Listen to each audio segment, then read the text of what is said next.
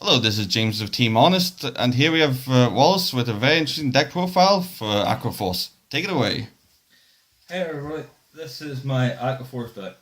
So, let's move everything over here to start off with. And we will start off with our grade 3s. The main grade 3 I like to play is Jockey of the Great Sea Skyros.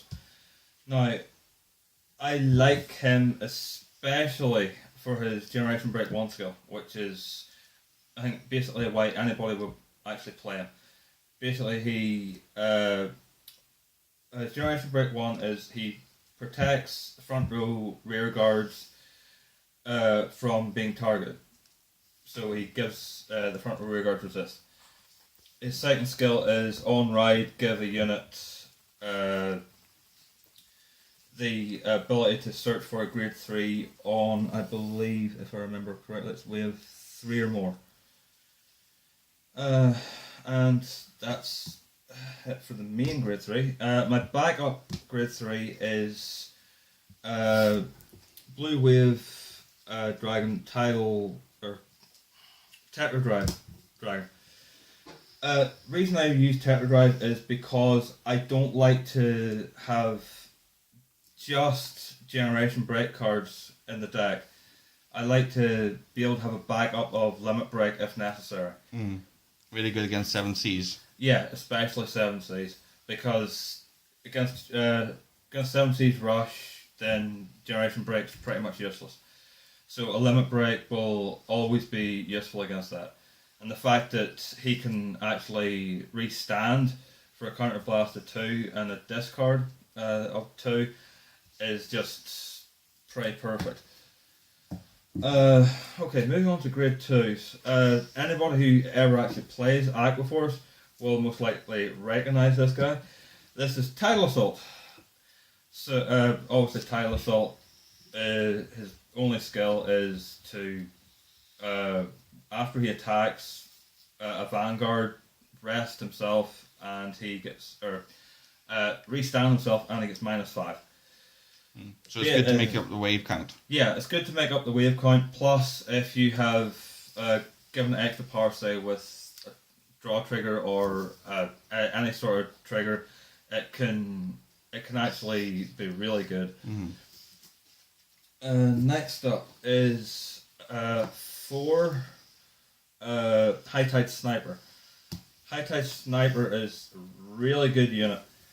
The fact that all he needs is a Soul Blast of 1 on wave 3 or more to get plus 10k is just a fantastic card, and I think pretty much any Aqua Force deck I've seen runs him. Yeah, either 3 or 4. Yeah. And finally, my grade 2s are 3 Battle Siren Adelaide. You'll probably wonder why I use Adelaide, because Adelaide's a Thabas support card.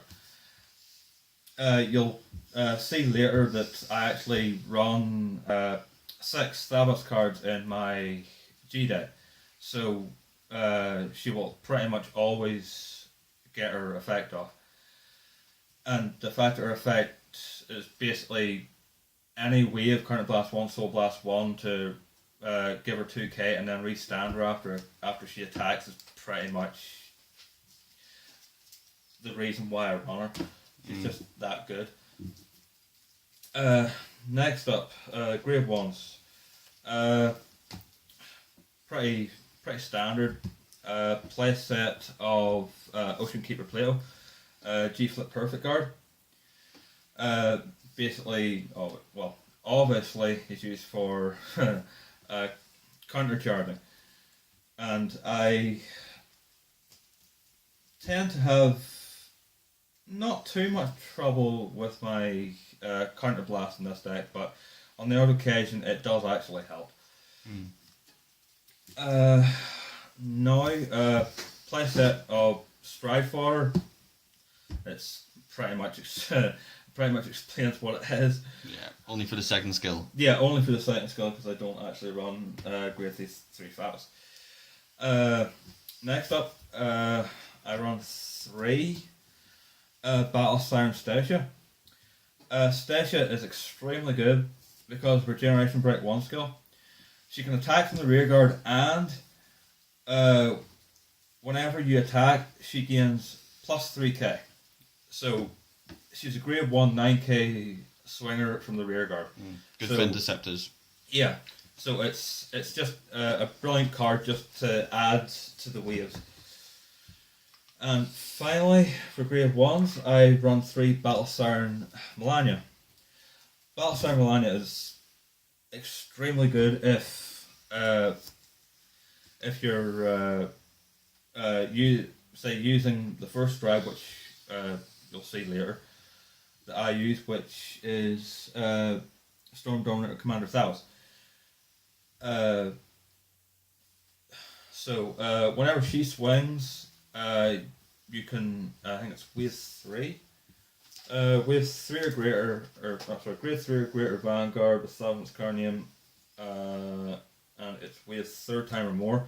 I get to Current Blast 1, give it 5k, and draw a card.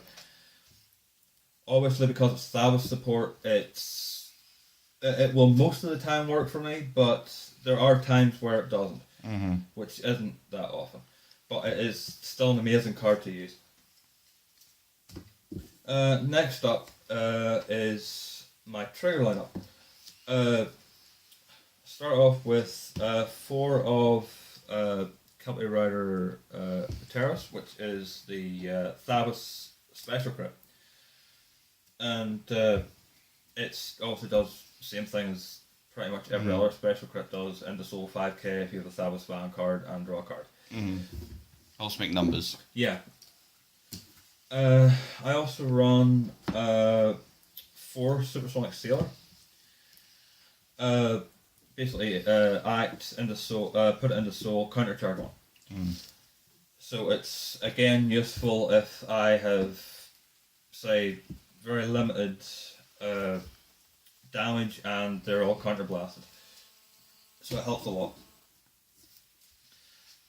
Next up, I play 4 Battle Siren Malika. Draw a card. So in previous versions of this deck, I had problems with the amount of cards in my hand, so I decided to run Draw Trigger.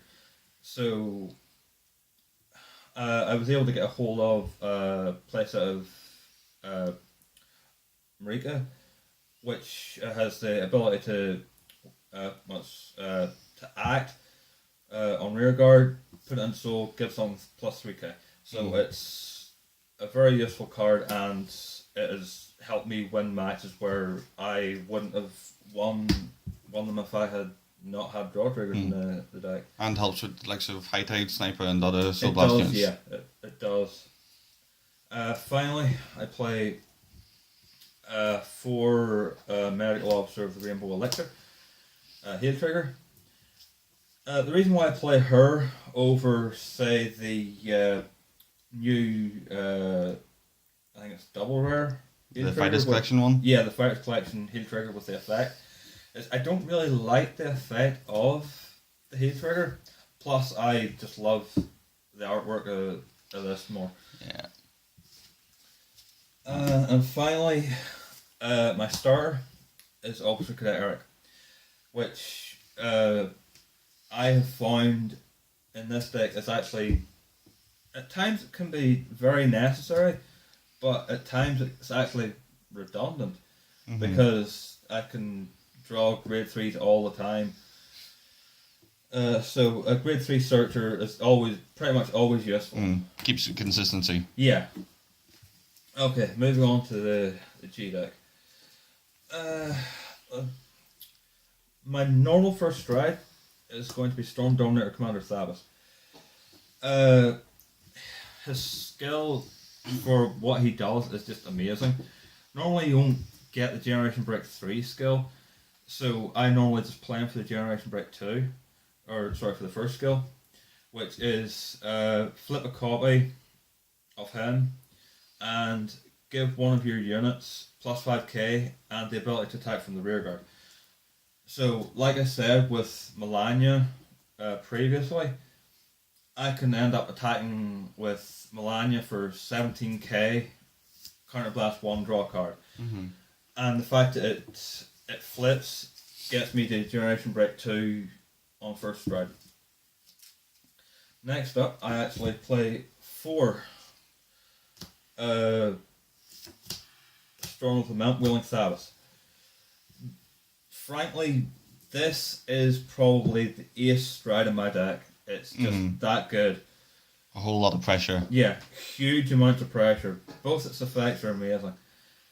The fact that you can, for the amount of rearguard attacks you have, you can give it plus 5k for each, and you have the ability to counterblast to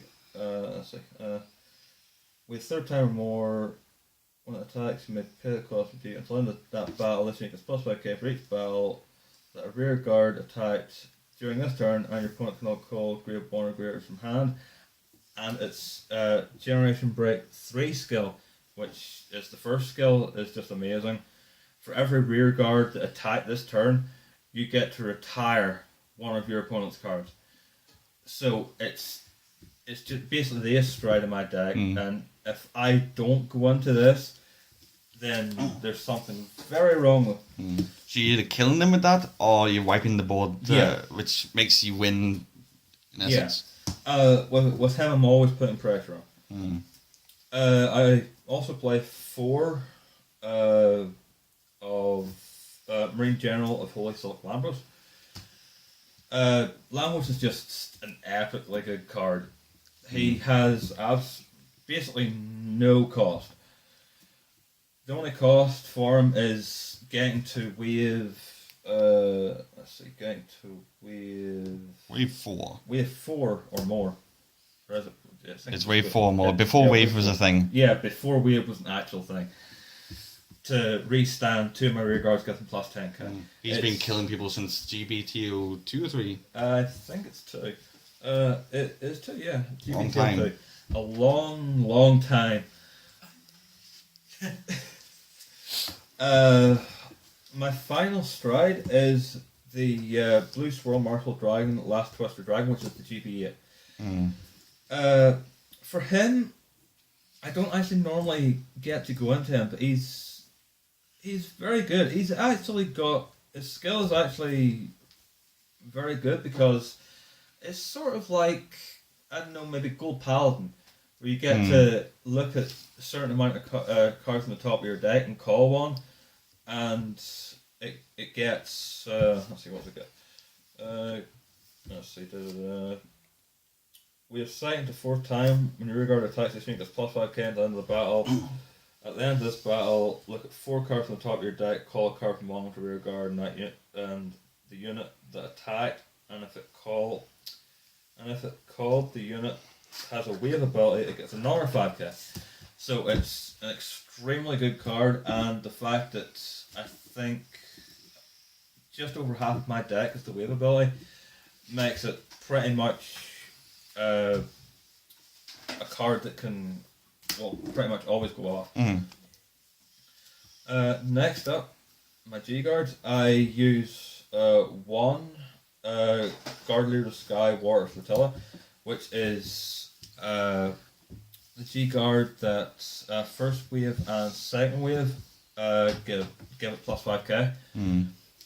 Your basic G guard. Yeah, it's your basic G guard, so it's there if you need it. I also play 2 Blue Storm Deterrence Dragon Ice Barrier Dragon, which is first wave or fourth wave, give it plus 10k. Which is actually slightly annoying, because most of my opponents don't actually end up getting to a fourth wave. They normally just end up getting to a third. So that second and third is... Yeah, the fact there's that little gap in between the flotilla and him makes it a little bit more difficult to choose what to guard. Yeah. Finally, I used 2 of Guard Leader Sky and Water Eons, which is the flip G guard. It's just extremely good. You counterblast 1, generation break 1. Choose a card from a G zone, turn it face up. When this unit is placed on guard strict and pay the cost if you do, choose up to 5 of your rear guards within the turn they get.